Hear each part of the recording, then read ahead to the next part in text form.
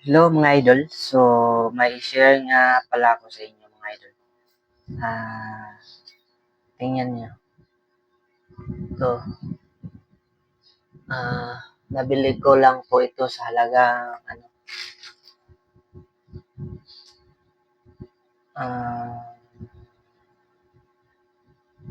249 yata yun. Oo.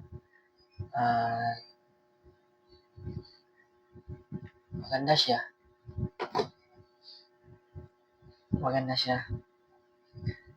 First time ko lang po nabili ito. So, tinry ko na lang rin para hindi komportable ang akong ipalit kay lisod kayo ako inani guys kay langas kayo i-video na ako kay dili ko komportable sa akong usa ka gigamit kay ang iyang sound bitaw parehani na ako'y ceiling fan datuyok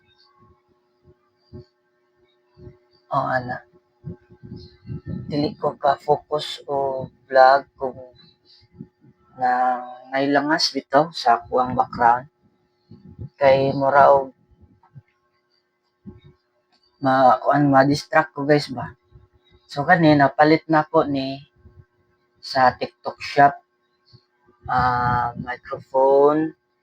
wireless microphone sa halagang 200 plus. One mic lang pala ito dahil yun kasya lang sa budget natin.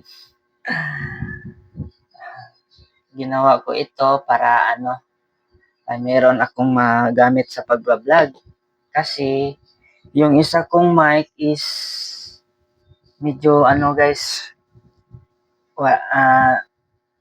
sira na yung iyang kanang tusukanan dito guys siya may karat-karat siya doon. So yun ganahan ko ani kay clear atong tingog diyon dili kay siya langas ba nindot siya sa TikTok shop nako siya gipalit guys nindot siya guys dili kayo siya kanang langas ba kanang iyang mic dili mo og langas bitaw so ang tingog ra gid nimo niya ang bati gid so guys man akong gipalit sa TikTok shop i-share na lang ako ninyo para base na ganahan po na mo palit sa uban ba pero lang sa di ganahan katong mga dato-dato lang target sa affordable siya 200 ka na ni sa TikTok shop lang na ako nakita. So, salamat sa paglantaw. Manay akong nagamit karon. Hindi portable kayo yung product.